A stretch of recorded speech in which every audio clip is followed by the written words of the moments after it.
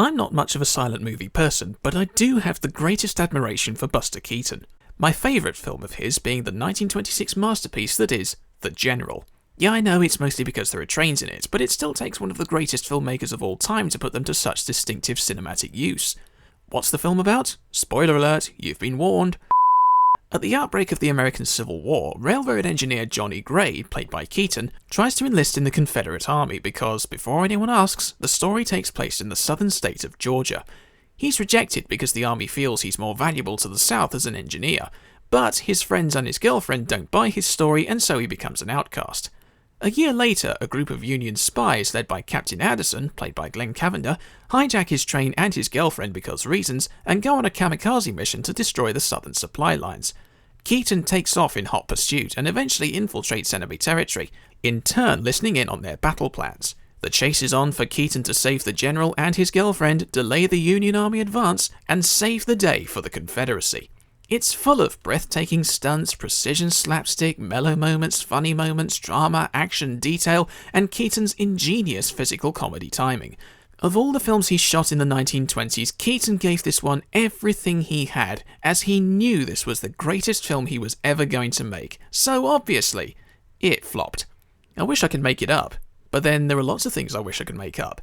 The film cost $750,000 to make in the 1920s, nearly twice as much as Keaton's producer had budgeted, and nearly 3 times the overall cost of John Ford's 1924 pioneering epic, The Iron Horse.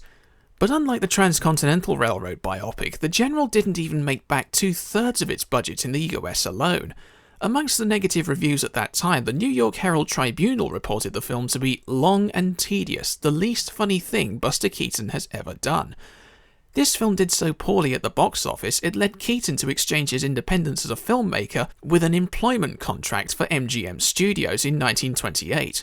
Sounds like security, but it would cost him the golden age of his career. So who had the last laugh? The Great Stoneface. As time went by and Keaton advanced in years, people began to warm to The General as a piece of motion picture art. And when Keaton died in 1966, people were already calling it his best work. It's gone on to inspire filmmakers and comedians alike for several generations, enjoying re-releases at places such as the British Film Institute, and even making several greatest film lists the world over. So, what happened? Why was it stifled so early on and then praised much later on? Well, one theory that's bounced around over the years is that of all the feature-length motion pictures made by Keaton in the 1920s, this one seems the least like a typical Keaton film. With a handful of exceptions, a large quantity of his films were set in contemporary times, whereas The General was one of those exceptions set entirely in the past. That being said, the level of detail that went into the piece was astonishing. Not just the locomotives, but the sets, the costume design, the weaponry, everything. Keaton famously said to his crew, "Make it look so authentic that it hurts." And in some shots, it really does look like the American Civil War brought to life. The production design appears to have been taken very seriously. And speaking of taking things seriously, Keaton also seems to take his character the most seriously in The General. This doesn't reduce the quality of his other work as a result, but there's something of a recurring theme in his other feature-length motion pictures. In Keaton's first writing, directing and acting feature, 3 Ages, he's a bumbling physical performer who's constantly pushed back by his bigger antagonist. In Our Hospitality, he's something of a spastic misfit, albeit played down a little to accompany the slightly more serious tone of the film. By the way, the scenes involving the rocket replica in this film are really great fun to watch. In Sherlock Jr., he's basically a nobody who dreams of being a somebody. The Navigator is centered entirely around Keaton getting on the wrong boat and then accidentally getting caught up in a war zone. In 7 Chances, he's a young stockbroker who has to marry or face financial ruin, in other words, use marriage as a means to an end. Go West shows him as a young optimist who tries to seek his fortune but constantly messes up one way or another. In Battling Butler, he's basically pretending to be the tough guy when he really isn't, and in Steamboat Bill Jr., he's the spastic misfit who's as curious and clumsy as audiences became used to by this point. In The General, however, Keaton's less of a straight-out-and-out vulnerable clown, and more of a part-time clown with a surprising sense of strategic thinking and mechanical competence. A railroad engineer is a serious job, and back then, a job on the railways earned you a lot of automatic respect. Which little boy didn't want to be an engine driver in those days? Even at his most pathetic, Keaton shows us that his character can handle an engine like a serious sports car. Look at the way he just dives in and out of the cab while it's still moving and stops in the right place. Look at the way he just slows it to a crawl, allowing him to run ahead of it. Look at how he's single-handedly operating an engine and a cannon at the same time. This wasn't done with stunt doubles, don't forget. This is Keaton we're talking about. So how are we supposed to think a more straight-laced, competent version of his usual persona is as funny as he is in most of his short films?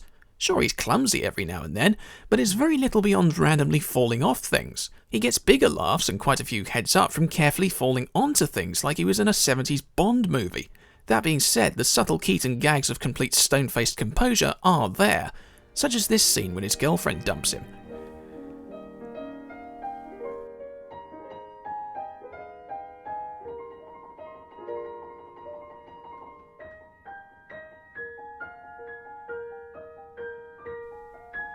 There is nothing simultaneously as tragic and hilarious as that scene.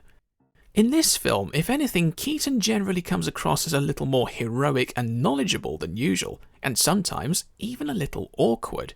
Look at this scene towards the end when he's just standing there watching the generals converse, and then suddenly, bang, the gun goes off in his hand. There's no reason for this to happen, it doesn't add to anything, it's just an awkward moment that goes nowhere. Not only does the film take its subject matter very seriously, but the humour was perhaps not to everyone's taste at that time. During the battle scene of Rock River, Keaton used people dying for laughs in one of the gags.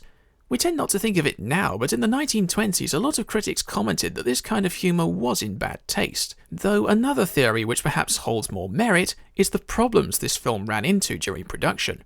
Keaton's original budget was $400,000, and while he was a little overindulgent in the production design by building and burning a bridge for the most expensive shot in silent movie history and constructing dams to control the flow of the river, even he could not have foreseen the $50,000 forest fire which broke out during the shooting of the battle scene, forcing the crew to close production down for nearly a month. It's a pity that the production cost did escalate, because had he stuck to the original budget, the records indicate that Keaton's masterpiece would have at least broken even in America. Though maybe the film's biggest saving grace is that Keaton understood how to put a new take on the source material without disrespecting it. Although there are fictional elements galore, like infiltrating enemy lines, the return chase, the Battle of Rock River, and so on, Keaton's story strangely reflected the truth. The South won the Battle of the Great Locomotive Chase, so it makes sense that they were the protagonists in this story. I don't claim to know much about the United States' attitude towards the Confederacy in the early 20th century, but maybe the movie-going public just wasn't fully ready to accept a Confederate hero at that time.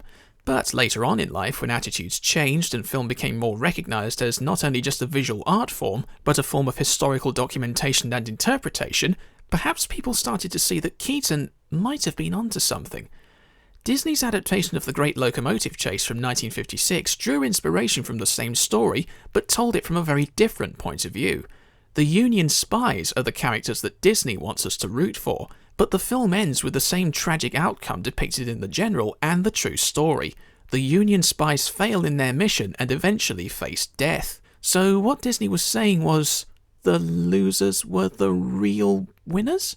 Yeah, I know this was adapted firsthand from one of the memoirs of one of the spies, but from a typical movie-going point of view, it doesn't really translate into the usual three-act narrative. Say what you will about Keaton adding fictional elements to his story, but at least he got the heroes the right way round. Although the film was a flop in its day, Keaton didn't completely go away. He hit on hard times in the 30s, stumbling his way through recycled gags, divorce, alcoholism, and even psychiatric submission. But a handful of his films did continue to circulate, particularly around Europe. See, the advantage with visual comedy is there's no language barrier. With verbal jokes, they can be written one way in one country and have to be translated differently into the next. But the translation isn't a simple copy and paste meaning word for word. This joke in Allo Allo had a very different meaning in French. The troon carrying the sausage has been bummed by the RAF. Bummed by the RAF. Bummed by the RAF. Le train qui transporte les saucissons a été bombardé par le sous-marin de la RAF. Bombardé par la RAF? C'est plutôt par les avions de la RAF. Whereas, with a Keaton film, the gags are all visual, so their meaning remains as strong in all countries. But perhaps that's not so much of a surprise, at least not compared to there being a copy of this film surviving this long at all. Due to the deterioration of the nitrate negative this film was originally printed on, 80% of films from the silent era have deteriorated to the point of being lost altogether. But miraculously, the majority of Keaton's work hasn't suffered. In 1955, actor James Mason, who by this time was living in Keaton's old house, discovered a pile of Keaton's old films in the basement, which even Keaton believed had long since vanished. These films were passed on to Keaton's new business partner, theatre owner Raymond Rohauer, who immediately transferred the films onto safety stock and set about redistributing them all over the world. With Keaton's films gaining a new following, The General began to gain a new, more appreciative audience. Death may still have been in bad taste to some people, but by this time Ealing Studios had produced a well-received black comedy about Dennis Price killing off Alec Guinness for laughs 8 times over. I think it's safe to assume that audiences were getting used to it by this point. The outcome eventually had good news and bad news.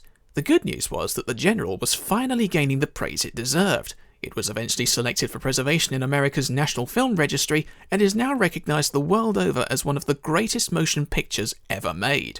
The bad news was that Keaton died long before he could see The General gain the praise he was aiming for. Long and short, guys, this is one of those rare films that seems to get better with age, even if it does come from a time period in motion picture filmmaking which, by rule of thumb, does not. If you haven't seen silent films and you're not sure if you want to give them a try or not, Buster Keaton's The General is the perfect starting point. As a result, I recommend it not just to rail fans, but everybody. I'm Chris, and I'm here to gauge the issue.